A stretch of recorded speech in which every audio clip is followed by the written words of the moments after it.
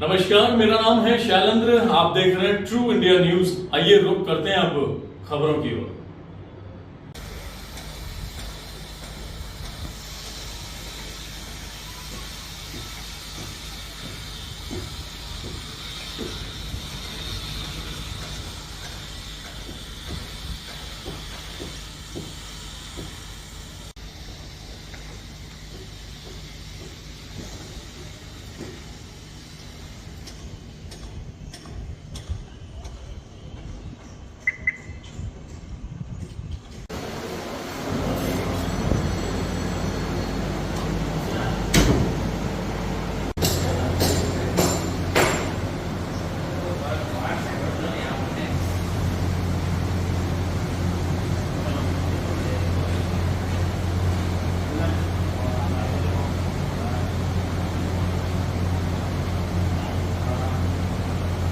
यहाँ साफ देखने को नहीं मिलते। और ऐसे ही डॉर्मेट्री के अंदर 2 बाथरूम की व्यवस्था, और आप देख सकते हैं कि 12 जहाँ आपके बेड लगे हुए हैं और कूलर की भी व्यवस्था आप देख सकते हैं कि 6 पंखे भी यहाँ लगे हुए हैं और हर एक के लिए एक अलमारी की व्यवस्था भी यहाँ देखने को मिल रही है। क्या चाहिए एक व्यक्ति को जब वो अपने जहाँ आपने देखा अभी एयर कूल्ड की व्यवस्था थी और डॉर्मेट्री का ये दूसरा रूप जहाँ आपके 6 बेड की व्यवस्थाओं के अंदर एसी भी लगा है और सिर्फ 200 रुपये पर हेड के आधार पे जब ऐसी सुविधा मिल जाती है तो और क्या चाहिए। जहाँ एयर कूल्ड में व्यक्ति 150 में रह पाता है तो यहाँ 200।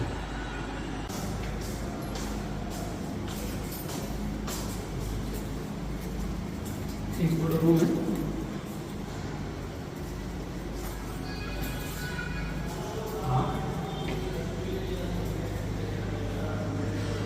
लिफ्ट से अब हम पहले तल से दूसरे तल की ओर, दूसरे फ्लोर की ओर चलते हैं। बिल्कुल देख सकते हैं सीढ़ियां भी जब आप देखते हैं तो बहुत छोटी छोटी सी, जिससे कि चढ़ने में किसी प्रकार की कोई समस्या न हो। और दूसरी मंजिल की ओर जहाँ से वो अभी संस्थाएं व्यक्ति अपने कार्य करते रहते हैं और जहाँ व्यक्ति 500 रुपये देकर के 3 बेड के इस रूम को ले सकता है। एसी की पूरी व्यवस्था है। जहाँ आप देख सकते हैं कि टीवी भी लगा हुआ है और व्यक्ति अपने आप को जब अस्पताल से आकर के बिल्कुल फ्री मूड पे चाहता है, समस्याओं को भूल जाना चाहता है, तो वहाँ एम्स के नज़दीक ऐसी सुविधाएं और कहाँ देखने को मिल सकती है। बिल्कुल एक होटल से भी अच्छे रूम की बात यहाँ देखने को मिल रही है। जहाँ 4 की फैमिली एक साथ हो और देख सकते हैं आप बिल्कुल सोफा लगा हुआ, कुर्सियाँ, टीवी, और इन व्यवस्थाओं को एक व्यक्ति केवल 800 रुपये तक में प्राप्त कर लेता है तो उससे बड़ी बात और कोई नहीं हो सकती। बिल्कुल आप देखिए एक जो बड़ी फैमिली है और एक साथ रहना चाह रही है और तो उनके 4 लोगों के लिए इतने बड़े स्पेस के साथ ये व्यवस्था देखने को मिल सकती है। लेकिन चाय, नाश्ता, भोजन इत्यादि सख्त मना है। इस बात को भी ध्यान रखना जरूरी है क्योंकि सफाई सर्वोपरि है। जल के बिना जीवन अधूरा है। और पीने के पानी की जहाँ आरओ के साथ व्यवस्था महर्षि दधीची जल मंदिर, जहाँ प्रथम मंजिल, द्वितीय मंजिल और तृतीय मंजिल पर सभी जगह अलग अलग ऐसी व्यवस्था देखने को मिलती है जिससे कि किसी को पानी की बोतल तक खरीदने की जरूरत नहीं होती।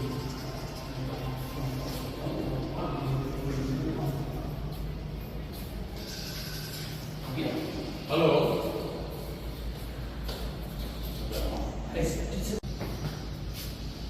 बिल्कुल अग्निशमन के लिए भी पूरी व्यवस्था है कि जहां अगर किसी प्रकार की कोई दुर्घटना घटित हो जाए तो उसके लिए भी पूरी व्यवस्थाएं आप देख सकते हैं कि यहाँ 3री मंजिल पर देखने को मिल रही है।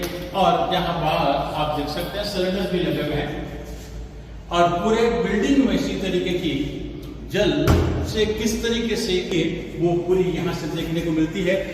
और वाईफाई की सुविधाओं के साथ व्यक्ति अपने आप को आज के आधुनिक युग में इंटरनेट का जो जमाना है वो भी सुविधाएं यहाँ मिल सकती है। बिल्कुल ऊपर से जिस व्यू को हम आपको दिखा रहे हैं आप देख सकते हैं बिल्कुल पास में ये जो नया पार्क बन रहा है, जहाँ सवेरे व्यक्ति घूमना चाहता है, बिल्कुल डेवलप हो रहा है और इसी को तैयार किया जा रहा है। आप बिल्कुल स्वच्छ वातावरण को देखना चाहते हैं तो दूर दूर तक आप देख सकते हैं। बिल्कुल खेतीबाड़ी के साथ ये बीच में बनी हुई इतनी शानदार बिल्डिंग, जिससे हर किसी को सुविधा मिल सके और आप एम्स से 1 किलोमीटर दूर भी यहाँ नजर नहीं आएंगे।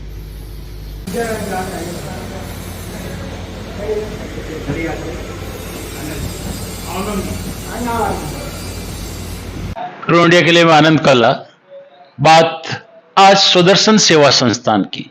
बात जब सेवा की आती है तो निश्चित है कि किसी एक नहीं बल्कि अनेक सेवाओं से संबंध रखती है।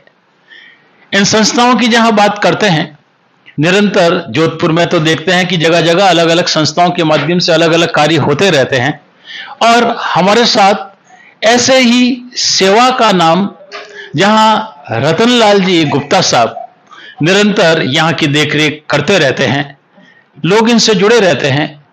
क्या सेवाएं यहां यह संस्थान दे रहा है, हम ऐसी ही जानकारी रतनलाल जी गुप्ता साहब से जानना चाहेंगे कि यह सेवा संस्थान कब शुरू हुआ, किस कारण से शुरू हुआ, किन किन सेवाओं को लगातार देता चला आ रहा है, इन्हीं के बारे में थोड़ी जानकारी।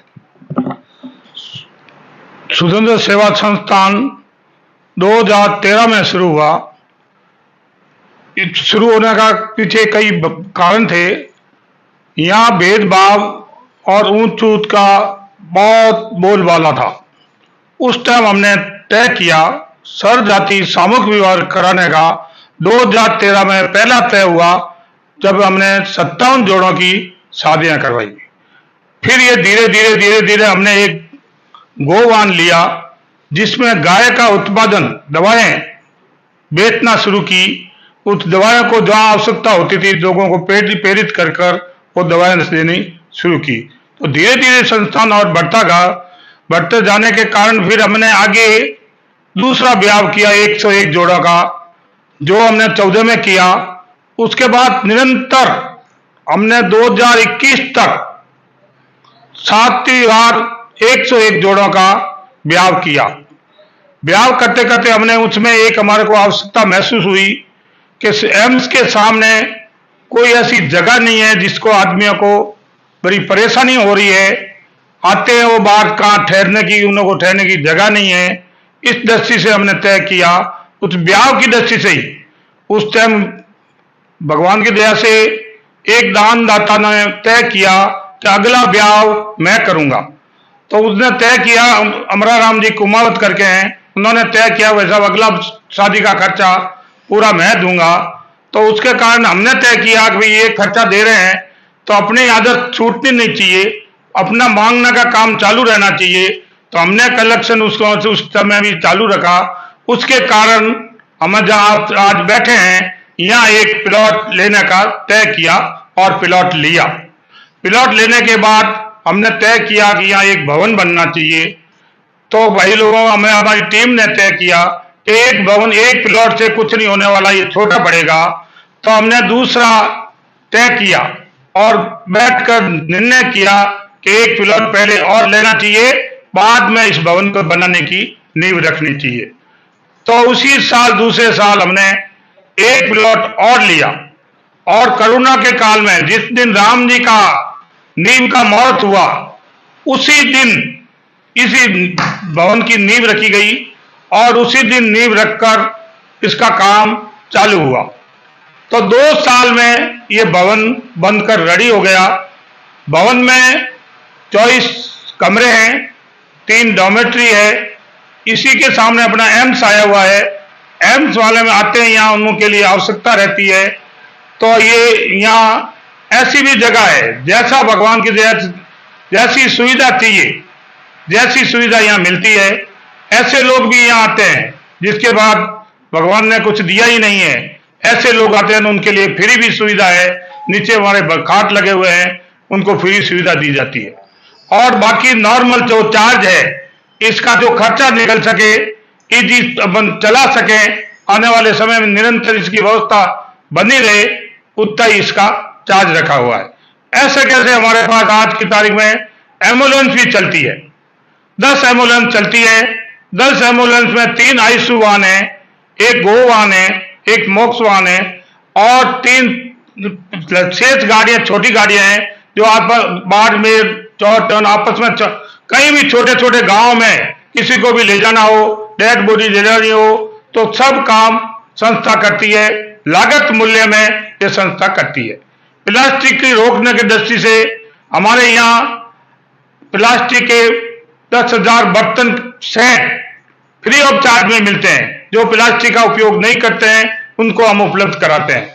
ऐसा कहते हैं मेडिकल में सब तरह के मेडिकल उपचार हमारे यहाँ फ्री ऑफ चार्ज में मिलते हैं।